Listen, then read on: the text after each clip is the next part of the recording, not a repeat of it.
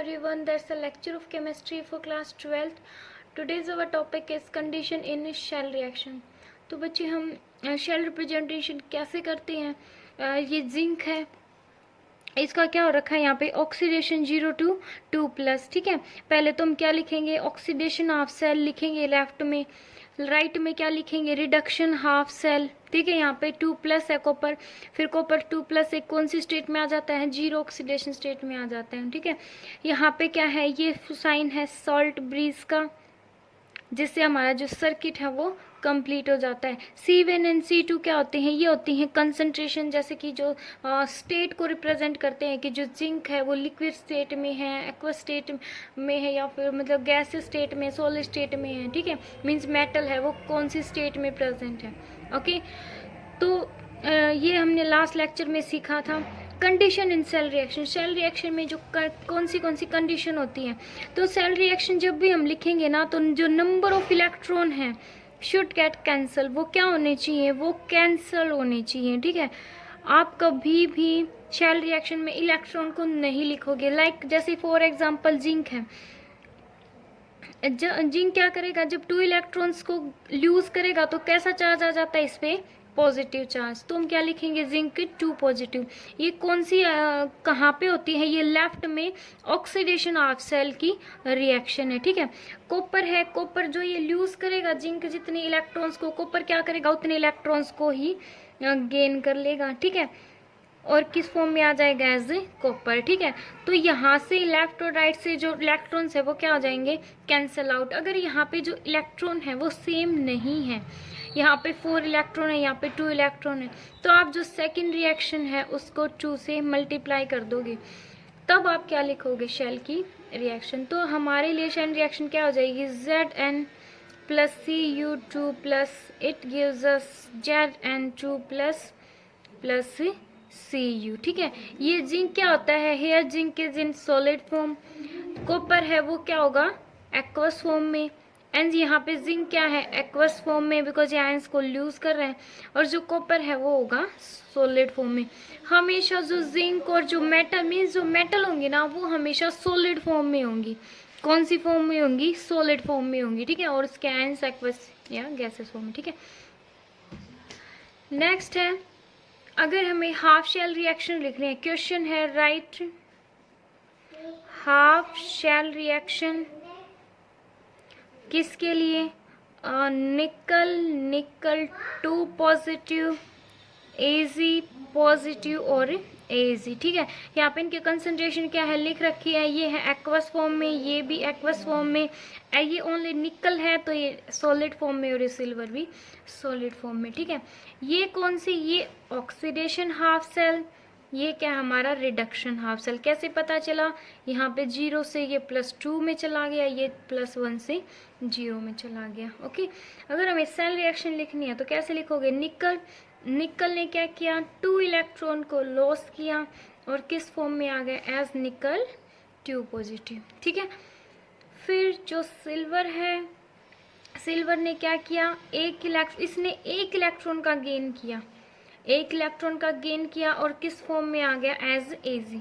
But number of electron तो same होने चाहिए, तो हम सेकंड रिएक्शन को किससे मल्टीप्लाई कर देते हैं, 2 से मल्टीप्लाई कर देंगे। ठीक है, 2 एंड 2, तो यहाँ पे 2 इलेक्ट्रॉन कैंसल आउट। तो अगर हम फिर रिएक्शन कैसे लिखेंगे, निकल 2 Ag plus it gives us निकल 2 पॉजिटिव प्लस 2 Ag। ये हो जाएगी हमारी शेल रिएक्शन। इस टाइप से हमें लिखनी है शेल रिएक्शन।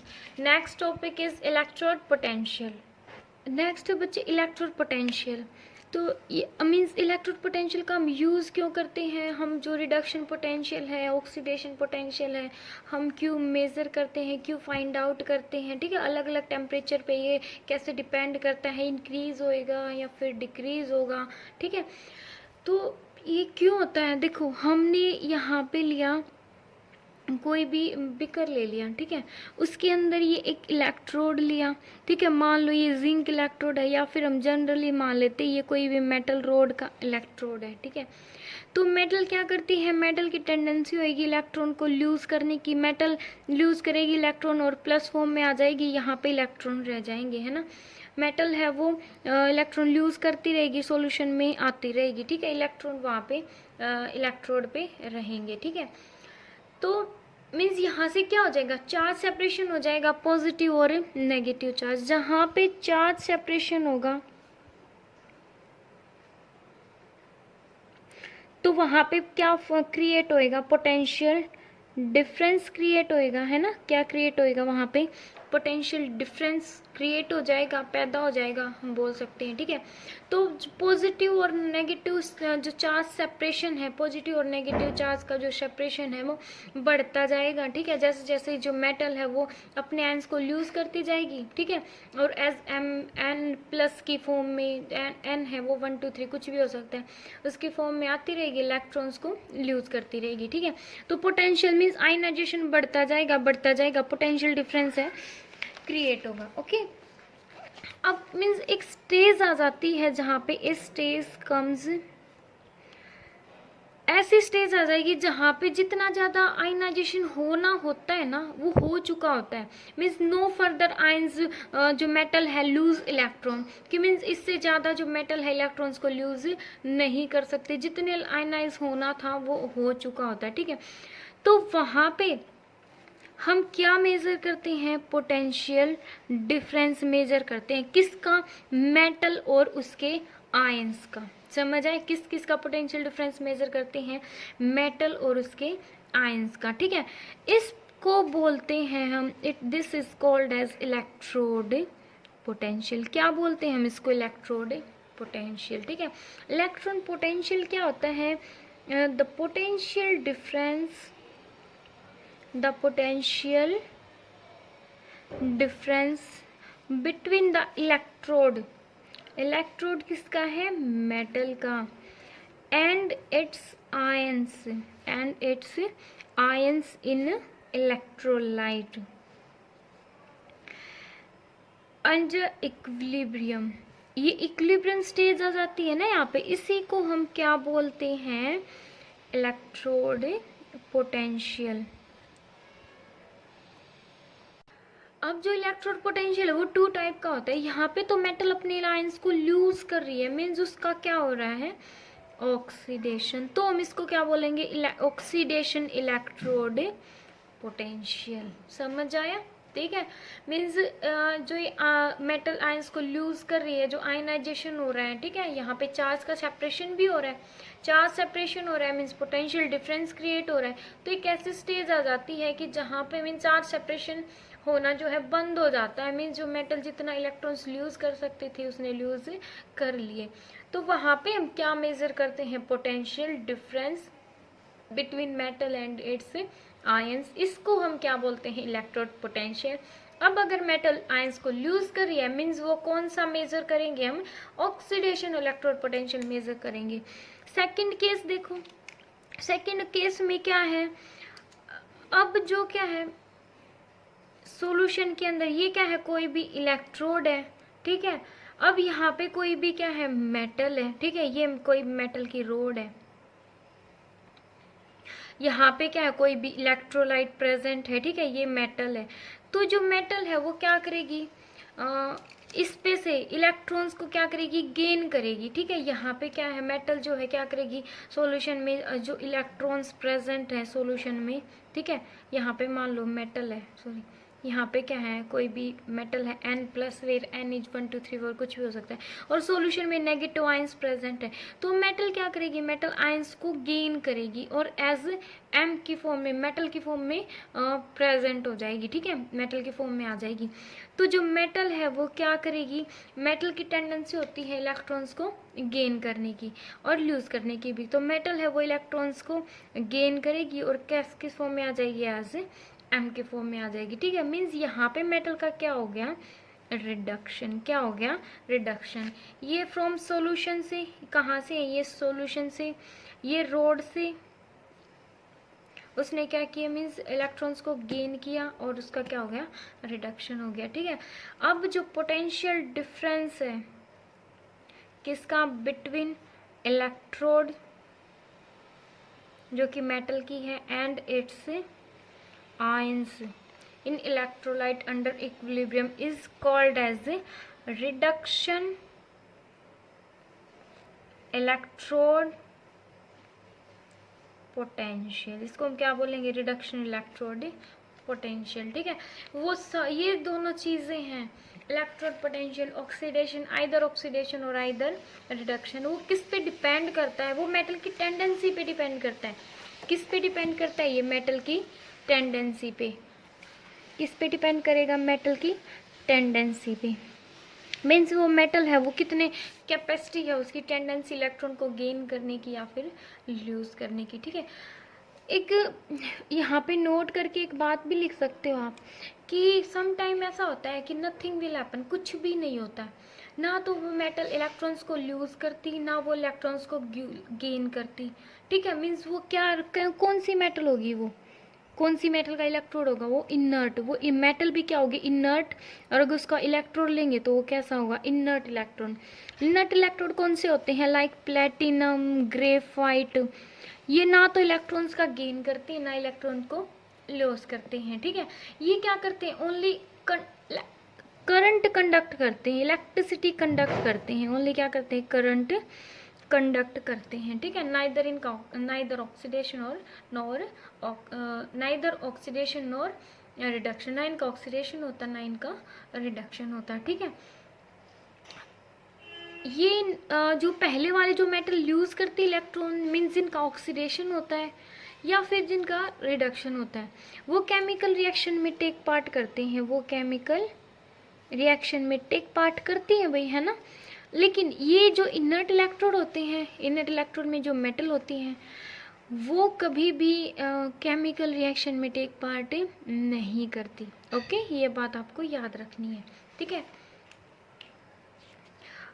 अब है स्टैंडर्ड। ये तो थी जो भी जैसे बात थी हमारी कि हमने अब है फैक्टर अफेक्टिंग। देख लो एक बार, factor affecting electrode potential. Electrode potential पे कौन कौन से फैक्टर डिपेंड करते हैं? फर्स्ट है nature of metal, nature of metal and its ions. कि जो मेटल है उसकी नेचर कैसी है, उसके आयंस के मीन्स के डिपेंड, आयंस पे तो वैसे ही डिपेंड करेगी। अगर मेटल ज़्यादा टेंडेंसी इलेक्ट्रॉन को यूज़ करने की तो आयंस ज़्यादा बनेंगे, कम है तो आयंस कम बनेंगे। ठीक है, फॉर एग्जांपल जिंक है, जिंक टॉप 2 पॉजिटिव है, आयरन है, आयरन 2 पॉजिटिव बना लिया। आयरन की टेंडेंसी होती है वेरिएबल वैलेंसी शो करता है 3+, है ना। ये होता है फेरस आयन, ये होता है फेरिक आयन। ठीक है, फेरिक आयन। तो जो फर्स्ट सेकंड थर्ड एग्जांपल है, ये दोनों भी क्या है? अपने एक दूसरे से अलग है। दोनों में ऑक्सीडेशन क्या होगा? ऑक्सीडेशन होने मीन्स ऑक्सीडाइज होने की जो टेंडेंसी है जिंक और आयरन मेटल की भी क्या है? अलग अलग है। ठीक है, मेटल टू मेटल डिपेंड करता है इलेक्ट्रोड पोटेंशियल। आयरन, ये दोनों क्या है? दोनों सेम मेटल है। मीन्स आयंस पे कैसे डिपेंड करता है? ये मेटल है, ये 2 इलेक्ट्रॉन्स को भी लूज कर सकती है, 3 को भी लूज कर सकते हैं। डिपेंड करता है कि मीन्स सॉल्यूशन किस टाइप का ले रखा है हमने। ठीक है, मीन्स आयंस पे भी डिपेंड करता है। Second is concentration. Second is concentration of ion. किस पे डिपेंड करती है? कंसंट्रेशन ऑफ आयंस पे भी डिपेंड करती है। ठीक है, उनकी कंसंट्रेशन कितनी है, कितने आयंस प्रेजेंट है उस सॉल्यूशन के अंदर, ज़्यादा है या कम है। ठीक है, उसी के अकॉर्डिंग इलेक्ट्रोड पोटेंशियल इंक्रीज और डिक्रीज होगा। Third is temperature.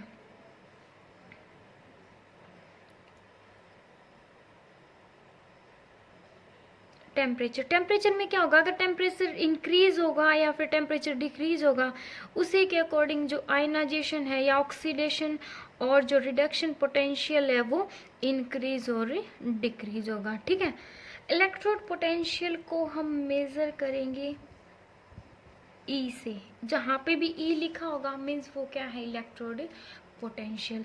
नेक्स्ट हम करते हैं स्टैंडर्ड कंडीशन लेके स्टैंडर्ड इलेक्ट्रोड पोटेंशियल हम कैसे मेजर करेंगे? इलेक्ट्रोड पोटेंशियल अब ये जो बच्चे हमने पहले पढ़ा है ना, ये सारी चीज़ें जो भी हम पढ़ा है हमने, वो थी एट एनी कंसंट्रेशन, वो थी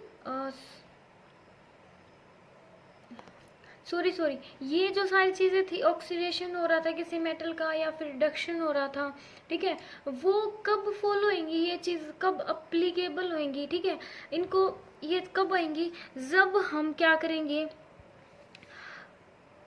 एक मोल कंसंट्रेशन लेंगे, ठीक है, टेम्परेचर जब हम इनको स्टैंडर्ड लेंगे, ठीक है, तब ये सारी कंडीशन अप्लाई होंगी, ठीक है, means all condition apply when all thing, जैसे टेम्परेचर है, प्रेशर है, कंसंट्रेशन है, जब हम क्या लेंगे, इनको स्टैंडर्ड लेंगे, तब ये सारी चीज़ें अप्लीकेबल होंगी, ठीक है। कैसे कि जो हम कंसंट्रेशन है फर्स्टली, वो हम क्या लेंगे, वो हम लेंगे 1 मोलर, क्या लेंगे 1 molar, it means 1 moles per litre क्या लेंगे हम कंसंट्रेशन, ठीक है, किसी भी सॉल्यूशन की, उस सॉल्यूशन की कंसंट्रेशन क्या होगी, 1 मोलर कंसंट्रेशन होगी। Secondly pressure of the gas, अगर गैस का प्रेशर लेना है तो वो लेंगे हम 1 एटमोसफियर या फिर 1 बार लेंगे, ये सारी स्टैंडर्ड कंडीशन है।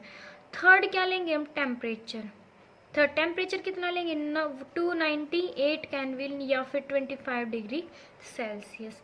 फोर्थ जो स्टैंडर्ड इलेक्ट्रोड पोटेंशियल है उसको हम डिनोट करेंगे ई नोट से, क्या होगा, सिंपली जो इलेक्ट्रोड पोटेंशियल है उसको ई से, स्टैंडर्ड बोल दिया तो उसको ई नोट से, समझ आया, ओके। तो ये होता है हमारा स्टैंडर्ड कंडीशन में जो भी हमने अब तक जो पढ़ा है, उसमें जो कंसंट्रेशन लेंगे किसी भी सॉल्यूशन की वो 1 मोलर लेंगे, गैस का प्रेशर लेंगे तो वो 1 एटमॉस्फेरिक प्रेशर लेंगे या फिर 1 बार, टेम्परेचर 298 या फिर 225 डिग्री सेल्सियस, और स्टैंडर्ड इलेक्ट्रोड पोटेंशियल को डिनोट करते हैं हम ई नॉट से, ओके।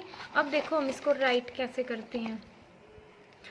फॉर एग्जाम्पल, जैसे अगर किसी मेटल का ऑक्सीडेशन होता है तो हम उसको कैसे लिखेंगे, मेटल है, आयंस को लूज किया, ठीक है, मान लो n आयंस को लूज किया तो n पॉजिटिव चार्ज आ गया उसके ऊपर, ठीक है।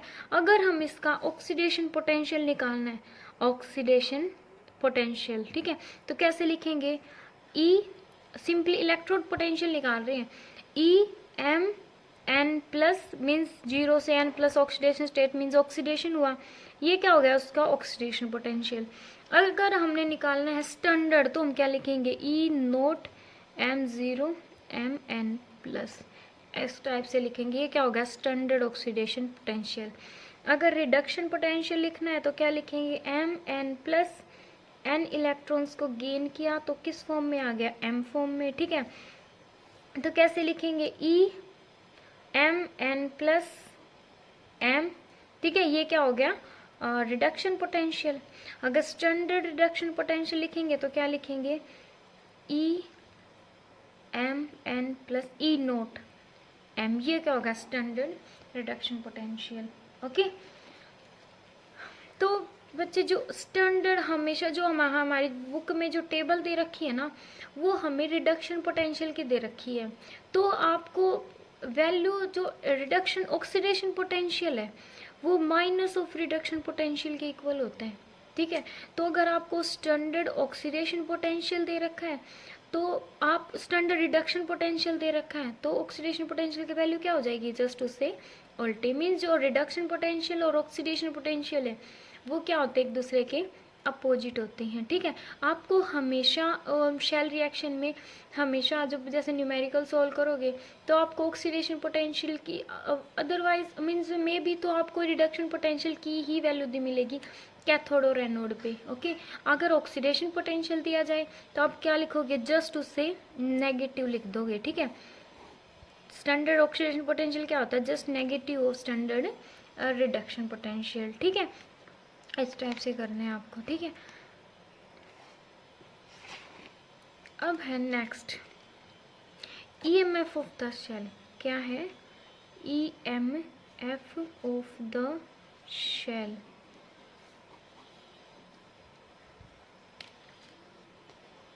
नेक्स्ट है ईएमएफ ऑफ द सेल। ये क्या होता है? It is the difference between electrode potential of two half cell. Difference है जो ऑक्सीडेशन ऑफ सेल, लेफ्ट में क्या होती है ऑक्सीडेशन ऑफ सेल, राइट में रिडक्शन ऑफ सेल, उनके बीच का जो पोटेंशियल का जो डिफरेंस होगा ना, उनके बीच में जो पोटेंशियल का डिफरेंस होगा उसको हम क्या बोलते हैं? ईएमएफ ऑफ द शेल बोलते हैं, ठीक है। या फिर आप इसको शेल पोटेंशियल भी बोल सकते हो, या फिर आप इसको शेल वोल्टेज भी बोल सकते हो, ठीक है। शेल पोटेंशियल या फिर शेल वोल्टेज, ओके।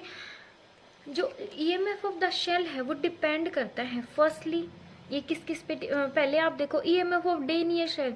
जो डेनियल शेल है बच्चे इसमें कोई फर्क नहीं है, वही होता है, बस इसमें जो काम है वो ओनली एक बिकर के अंदर होता है, ठीक है। हमने जो टू हाफ शेल ली थी ना, लेफ्ट और राइट, है ना, oxidation of cell, reduction of cell, उसमें बस दोनों को मिला के एक ही शेल के अंदर ये सारा काम होता है। सेम प्रोसीजर है, सब कुछ सेम है, ठीक है। तो जो ईएमएफ ऑफ द शेल है, इलेक्ट्रोकेमिकल सेल को ही हम डैनियल शेल बोलते हैं।